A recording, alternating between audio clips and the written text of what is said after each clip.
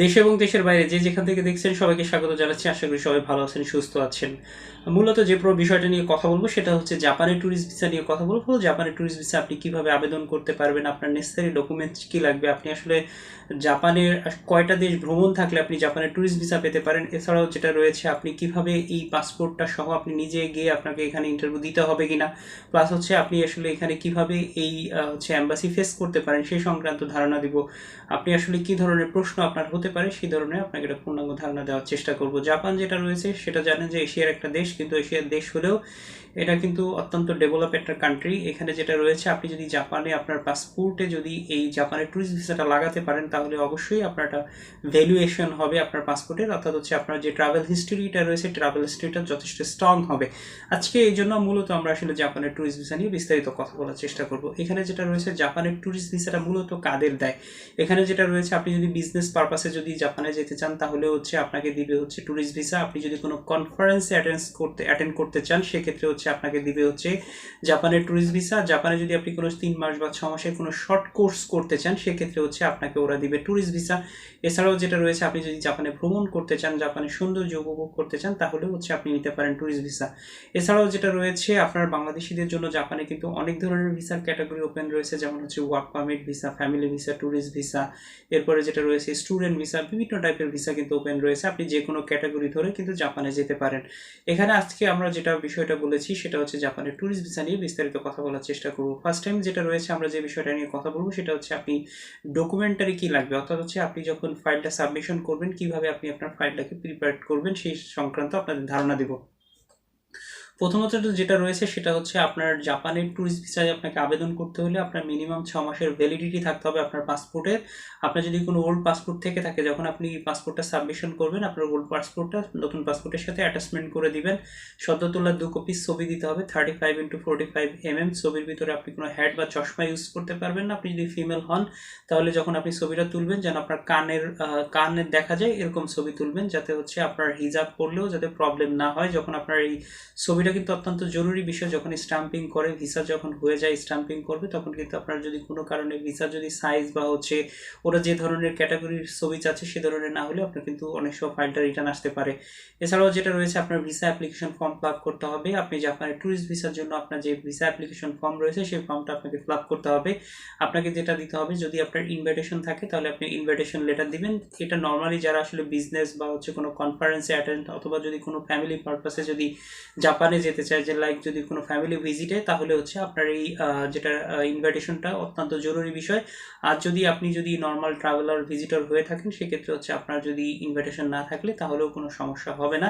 আপনাকে bank statement দিতে হবে। ব্যাংক স্টেটমেন্টে যেটা রয়েছে লাস্ট 6 মাসের একটা স্টেটমেন্ট দিতে হবে, এমন একটা স্টেটমেন্ট শো করবেন সেটা হচ্ছে যেন একাধিক লেনদেন হয় এরকম একটা স্টেটমেন্ট শো করবেন। কেননা হচ্ছে ব্যাংকে আপনি কত টাকা দেখাতে হবে, আপনি সবচেয়ে ভালো হয় 5 থেকে 6 লক্ষ টাকা আপনি ব্যাংকে দেখালে আপনার জন্য ভালো হবে ভিসা পাওয়ার ক্ষেত্রে। আপনাকে ব্যাংক যেটা রয়েছে ব্যাংক সলভেন্সি সার্টিফিকেট দিতে হবে। আপনার যে ব্যাংকের যে ব্রাঞ্চে অ্যাকাউন্ট সেখানে গিয়ে আপনি যদি সলভেন্সি সার্টিফিকেটের জন্য বলেন তাহলে ওরা আপনাকে সলভেন্সি সার্টিফিকেট দিয়ে দিবে। এরপরে যেটা রয়েছে আপনার একটা কাভারিং লেটার দিতে হবে। ভিসা পাওয়ার ক্ষেত্রে কাভারিং লেটারটা অত্যন্ত জরুরি বিষয়। আপনি কি পারপাসে ভিজিট করতে চাচ্ছেন সেই স্পেসিফিক একটা পারপাস উল্লেখ করে আপনাকে এটা লিখতে হবে যে আপনি কি পারপাসে হচ্ছে জাপানে ভিজিট করতে চান সেই সংক্রান্ত আপনি পূর্ণাঙ্গ ইনফরমেশন ইনক্লুড করবেন। আপনার পার্সোনাল কিছু ইনফরমেশন আপনি এখানে ইনক্লুড করবেন, লাইক হচ্ছে আপনার নাম, address, contact number, email address বিস্তারিত দিয়ে সুন্দর করে একটা কাভার লেটার আপনি এখানে সাবমিশন করবেন। আইটিনারি দিতে হবে। আইটিনারিটা অত্যন্ত জরুরি বিষয়। আপনি যদি নর্মাল ট্যুরিস্ট ভিসাতে আপনি যেতে চান তাহলে অবশ্যই আপনি একটা আইটিনারি দিবেন। আইটিনারিটা হচ্ছে মূলত আসলে ট্যুর প্ল্যান, আপনি আসলে জাপানে কদিন থাকবেন, কোথায় কোথায় ঘুরবেন সেই সংক্রান্ত যাতে একটা পূর্ণাঙ্গ ধারণা পায়। আপনার যদি এই সংক্রান্ত কোনো যদি ধারণা না থাকে তাহলে হচ্ছে যারা আপনার এই ধরনের কাজ করে তাদের আপনি সহযোগিতা নিতে পারেন। আপনাকে দিতে হবে হচ্ছে প্রুফ অফ ফান্ড। ভিসা পাওয়ার ক্ষেত্রে প্রুফ অফ ফান্ডটা অত্যন্ত জরুরি বিষয়। যেমন হচ্ছে আপনার প্রুফ অফ ফান্ড আপনি যেভাবে হচ্ছে সাজিয়ে আপনি সাবমিশন করতে পারেন সেটা হচ্ছে আপনার যদি কোনো প্রপার্টিস থাকে, লাইক হচ্ছে গাড়ি বাড়ি আদার্স কোনো প্রপার্টিস, ব্যাংক ব্যালেন্স অথবা এফডিআর থাকে, সমস্ত সম্পদকে আপনি ভ্যালুয়েশন করে আপনি আপনার প্রুফ অফ ফান্ডটা দেখাতে পারেন। এছাড়াও আপনি এই মুহূর্তে কি করতেছেন সেটা থেকেও আপনার ইনকাম কেমন সেই জিনিসটা আপনি বোঝাতে পারেন আপনার প্রুফ অফ ফান্ড থেকে। ভিসা পাওয়ার ক্ষেত্রে পৃথিবীর যে কোনো দেশের ভিসার জন্য আপনি অ্যাপ্লাই করেন না কেন, প্রুফ অফ ফান্ডটা কিন্তু অত্যন্ত জরুরি বিষয়। সেজন্য হচ্ছে আপনি এটাকে যত স্ট্রংলি প্রেজেন্ট করতে পারবেন আপনার ভিসা পাওয়ার ক্ষেত্রে অত্যন্ত গুরুত্বপূর্ণ ভূমিকা পালন করবে থাকবে। এছাড়াও যেটা রয়েছে আপনাকে দিতে হবে হচ্ছে লাস্ট তা হচ্ছে আপনি 1 বছরে আপনার যে ইনকাম ট্যাক্স দিয়েছেন লাস্ট বছরে সেই ইনকাম ট্যাক্সের কপিগুলো আপনি সাবমিশন করবেন। আপনি একটা আপ ডাউন এয়ার টিকিটের হচ্ছে বুকিংয়ের একটা পেপার দিবেন, আপনার হচ্ছে হোটেল রিজার্ভেশনের একটা কপি দিবেন। এছাড়াও যেটা রয়েছে আপনি যেসব দেশগুলো ভ্রমণ করেছেন যেটাকে ট্রাভেল হিস্ট্রি বলা হয়, এইটাকে আপনি সুন্দর করে প্রিন্ট আউট করে আপনার যে সিলগুলো রয়েছে সিলগুলো দিয়ে আপনি এটা সাবমিশন করতে পারেন। আপনি যদি বিজনেসম্যান হয়ে থাকেন সেক্ষেত্রে হচ্ছে আপনাকে ট্রেড লাইসেন্সের কপি দিতে হবে, ট্রেড লাইসেন্সটাকে ইংলিশে ট্রান্সলেট করে নোটারি করে জমা দিবেন, সাথে হচ্ছে আপনার ভিজিটিং কার্ড দিবেন। আপনি যদি সার্ভিস হোল্ডার হয়ে থাকেন সেক্ষেত্রে হচ্ছে আপনাকে এনওসি দিতে হবে। এনওসিটা মূলত হচ্ছে নো অবজেকশন লেটার, এটা আপনার যে কোম্পানি বা প্রতিষ্ঠানের সাথে আপনি ইনভলভ রয়েছেন সেখান থেকে আপনাকে এই এনওসিটা দিতে হবে, আপনার লিভ লেটার দিতে হবে, স্যালারি স্টেটমেন্টটা দিবেন, সাথে হচ্ছে আপনার ভিজিটিং কার্ড। আপনি যদি স্টুডেন্ট হয়ে থাকেন সেক্ষেত্রে হচ্ছে আপনার যে স্টুডেন্ট আইডি কার্ড আছে আপনি স্টুডেন্ট আইডি কার্ডটা শো করবেন, সাথে হচ্ছে আপনার যে হচ্ছে কলেজ বা ইউনিভার্সিটি থেকে আপনি একটা লিভ লেটার দিবেন। আপনার যদি সাথে আপনার বাচ্চা বা ফ্যামিলি ভিজিট করে থাকে তাহলে হচ্ছে আপনাদের যে ম্যারেজ সার্টিফিকেট আছে ম্যারেজ সার্টিফিকেটটা শো করবেন। এছাড়াও আপনাদের বাচ্চাদের যে বার্থ সার্টিফিকেট আছে এটাকে ট্রান্সলেট করে ইংলিশে করে সাবমিশন নোটারি করে সাবমিশন করবেন। এই হলো মূলত বেসিক ডকুমেন্টস। এই ডকুমেন্টসগুলোকে আপনি সুন্দর করে প্রিপেয়ার করে আপনাকে ফাইলটাকে সাবমিশন করতে হবে।